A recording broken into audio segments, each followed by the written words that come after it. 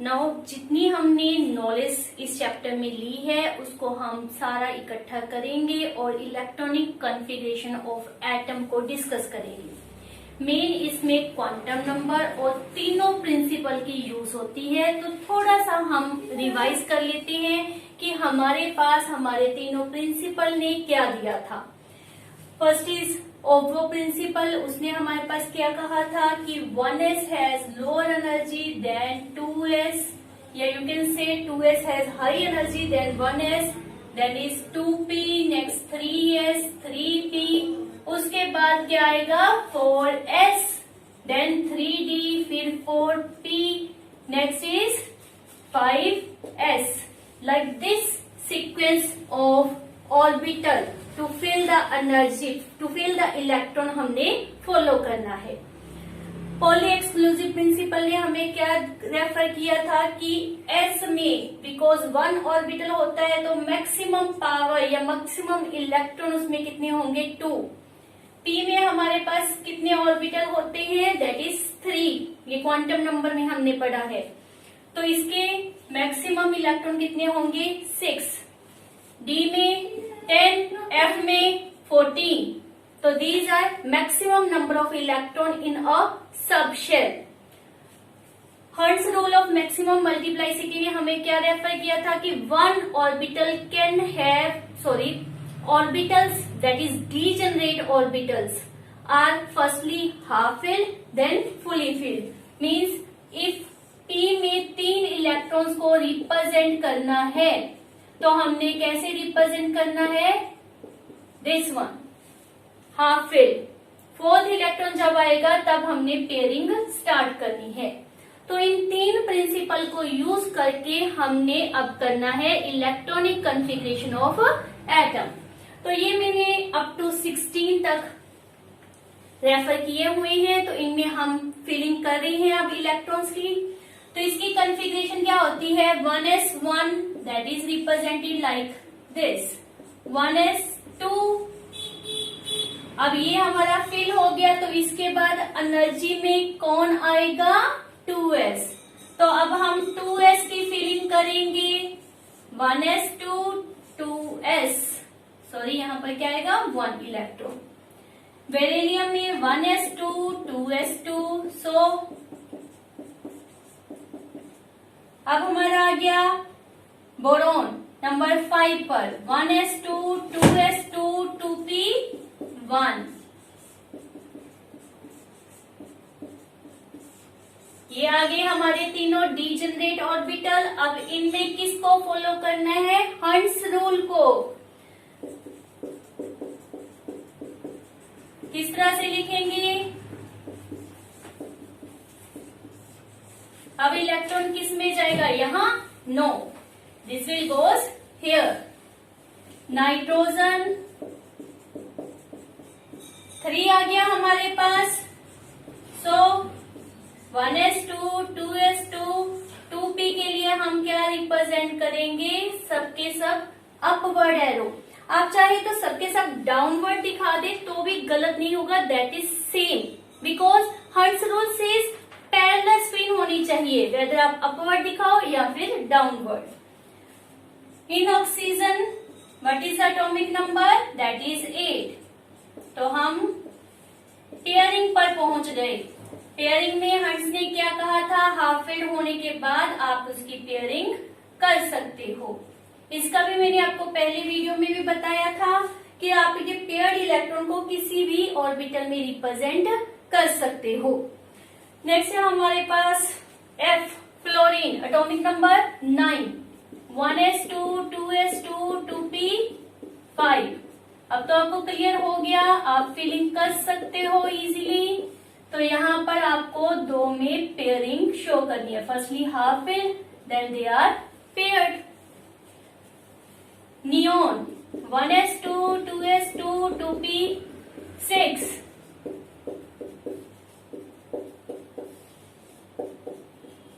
अब ये हमारा फुली फिल्ड हो गया, 2p6 पूरा का पूरा हमारा भर गया। ये आपको वेल नोन है, it's px, it is py, it is pz।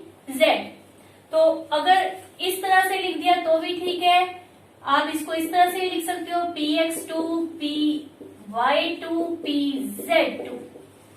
इसी तरह से इनमें भी यही रूल अप्लाई करके लिखा जा सकता है, बट इन शॉर्टकट हम इसी को ज्यादा फॉलो करते हैं। जब हम सोडियम पर आ जाते हैं, वेदर हम इसको पूरा इस तरह से लिख दें 1s2 2s2 2p6 3s1। p के बाद किसका एनर्जी का ऑर्डर आता है 3s का। और एक शॉर्टकट मेथड क्या होता है कि आफ्टर नोबल गैस शॉर्टकट करने के लिए हम क्या करते हैं, इसको रेफर कर दिया सीधा नियोन। नियोन वाई, बिकॉज ये हमारी क्या है नोबल गैस, तो हम इसको भी यूज कर सकते हैं। तो हमारे पास क्या आ जाता है, दैट इज नियोन। और उसके बाद हमने क्या रेफर कर देना है 3s1। तो इसमें रिप्रेजेंटेशन के लिए भी हम इसी तरह से यूज करेंगे, दैट इज 3s1 का एक ऑर्बिटल। ये हमने क्या रिप्रेजेंट किया है 3s1। मैग्नीशियम सिंपली नियोन और क्या लिख दें 3s2 neon 3s2 3p1 3s2 3p2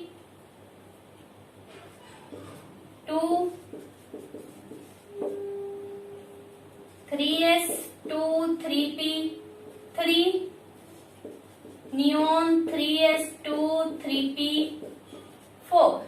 अब मुझे 1 मिनट लगाओ, इनका बना के दिखाओ कि हमारे पास ये कैसे रिप्रेजेंट करेंगे। आपको ये अच्छी तरह से अब समझ आ चुका है कि हमने इनको किस तरह से रिप्रेजेंट करना है।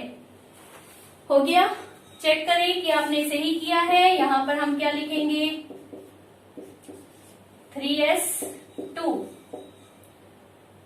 नियोन तक की कॉन्फ़िगरेशन हम शो नहीं करेंगे। 3s2 3p1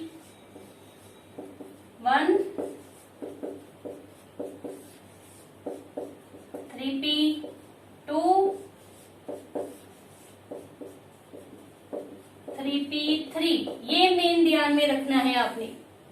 each orbital contain single electron या you can say half field.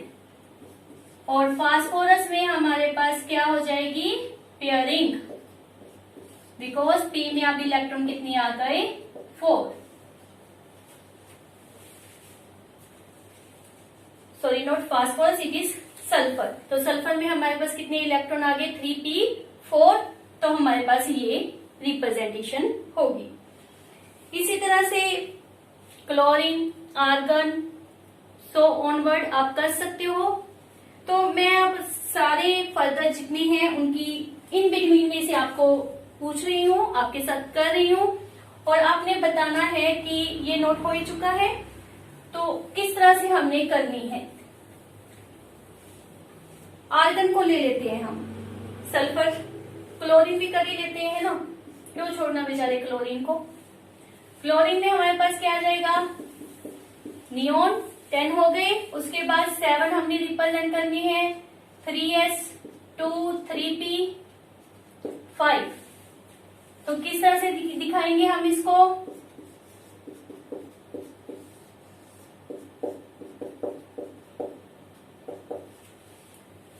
Argon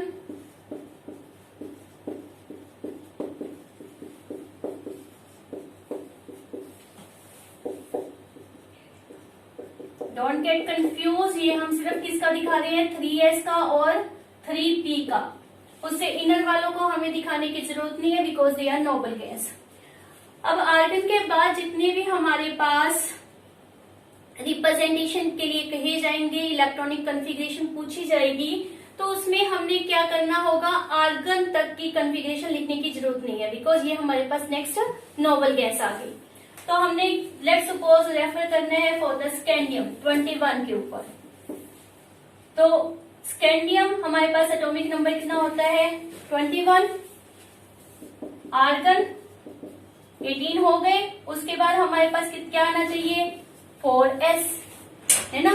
तो 4s2, next is 3d1। Clear है ये आपको 4s 3p तक तो फिल हो ही चुका है, 4s2, उसके बाद क्या आ जाएगा 3d1। Let's suppose iron atomic number 26, तो आर्गन 18 हो गई, उसके बाद 4s2 और 3d के ऊपर कितना आएगा, ये दोनों का सम आप देख लीजिए कितना होता है 20, तो सीधा सा है यहाँ पर कितना आ जाएगा हमारे पास 6। और कोई सोच लेते हैं, लेट्स सपोज हमने सोच लिया नियोन, सॉरी निकल 28। अब हरी अपली यहां तक हमारा कितना हो गया 20, तो ये हमारे पास क्या आ जाएगा 3d8। अब इसकी रिप्रेजेंटेशन कैसे करेंगे, बहुत ही आसान है। 3d में कितने इलेक्ट्रॉन, कितने ऑर्बिटल्स होते हैं, दैट इज 5। मैक्सिमम इलेक्ट्रॉन इसमें कितने आ सकते हैं, कितने आ सकते हैं 5 ऑर्बिटल, तो इलेक्ट्रॉन कितने आ सकते हैं 10। किसी की भी रिप्रेजेंटेशन ले लेते हैं, लेट्स सपोज मैंने सबसे पहले आयरन की रिप्रेजेंटेशन करनी है, तो क्या आ जाएगा 4s2 3d6 1 2 3 4 1 2 3 4 5 ऑर्बिटल आ गए। फर्स्टली हाफ फिल्ड, और उसके बाद पेयरिंग, तो इलेक्ट्रॉन हम यहां पर शो करेंगे, ये अपने माइंड में रखना है। In this case 4s2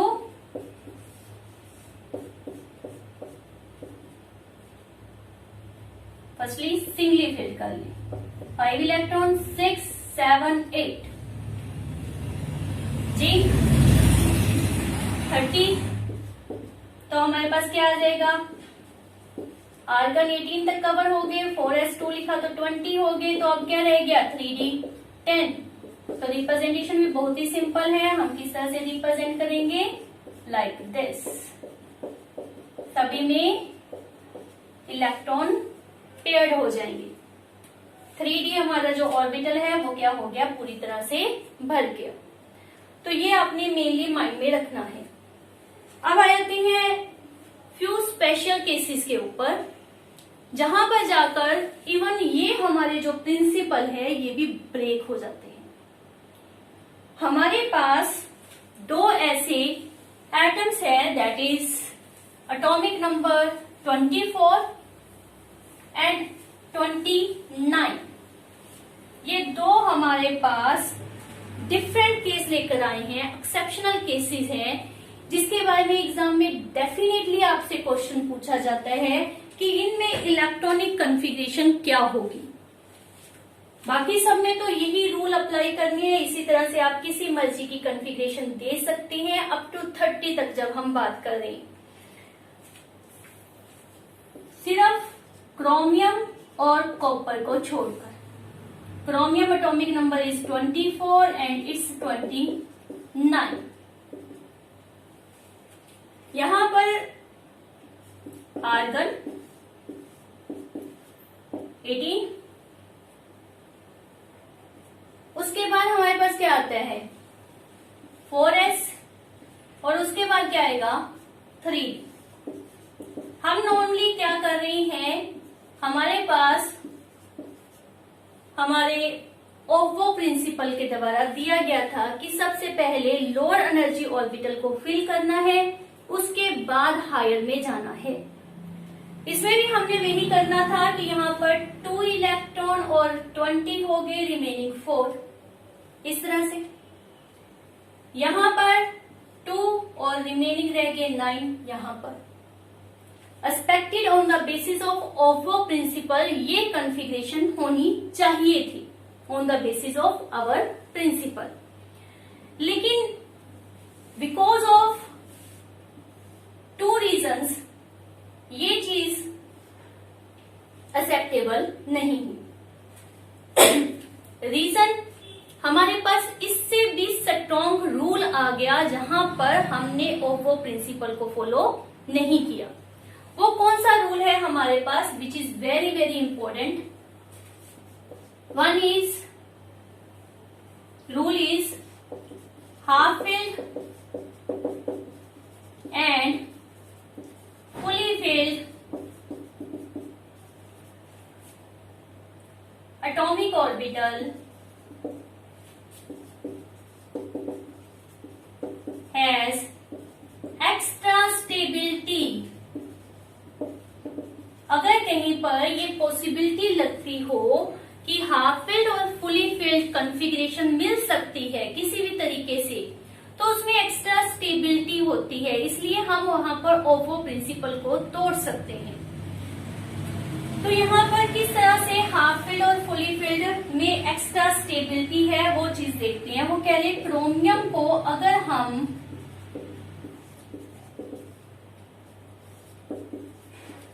(4s1) और (3d5) कर दे तो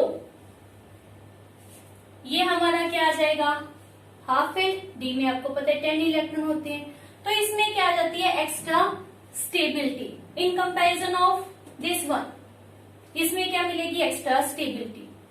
तो ये दोनों की जो एनर्जी का डिफरेंस है ना, वो भी बहुत समान होता है, बहुत ही समान। तो इलेक्ट्रॉन इजीली जंप करके यहां से यहां पर शिफ्ट हो सकता है, क्योंकि एनर्जी गैप भी बहुत छोटा है, इसलिए इलेक्ट्रॉन यहां से इसमें शिफ्ट हो जाएगा और ये क्या बन जाएगा हमारा 3d5। इसी तरह से कॉपर में हमारे पास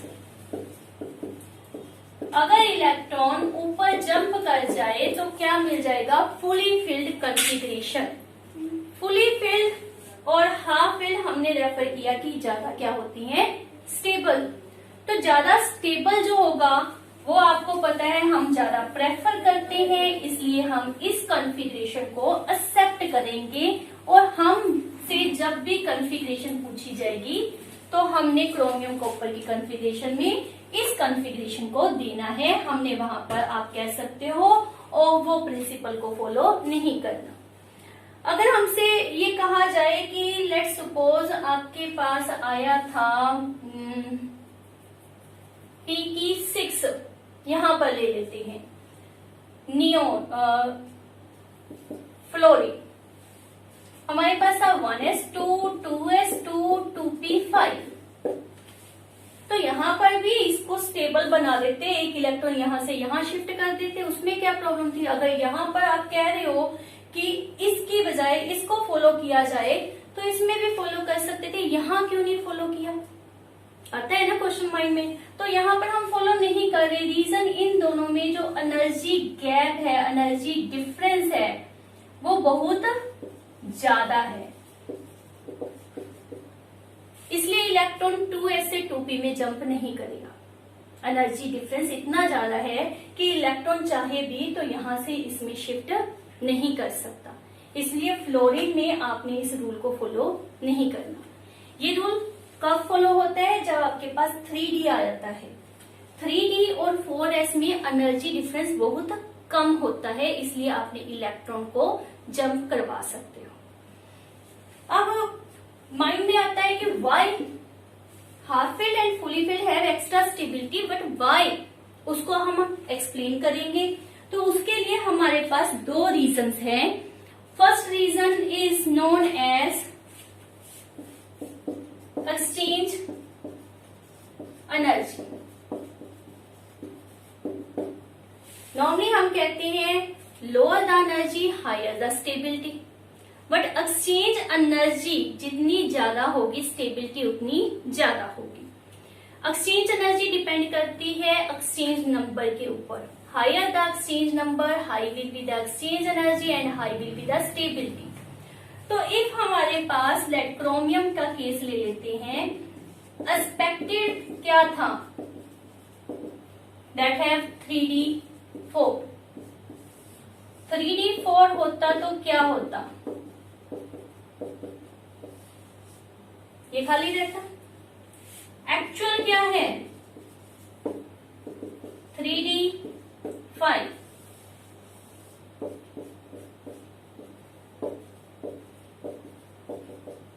ठीक, 4s दोनों में अपने रिप्रेजेंट कर देने, उसकी वजह से मुझे कोई जरूरत नहीं है, आप कंफ्यूज ना हो इसलिए मैं यहां पर लिख देती हूं।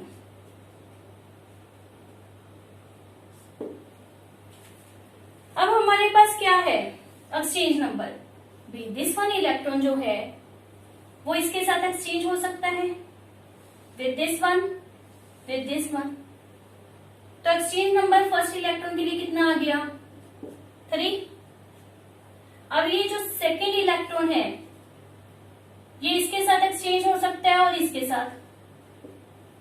हम कहें कि पीछे वाला भी ले लो, पीछे वाला तो हो ही गया। एक्सचेंज मतलब क्या है, ये इधर भी जा सकता है और इधर वाला इधर भी, तो ये तो कवर हो गया। सिर्फ हमारे पास कितनी आई 2।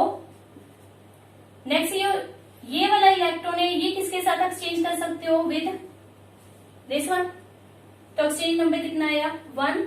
ये फर्दर हो नहीं सकता, पीछे वाले सारे हमारे काउंट हो चुके हैं, तो एक्सचेंज नंबर इस केस में मेरे पास कितना है 6।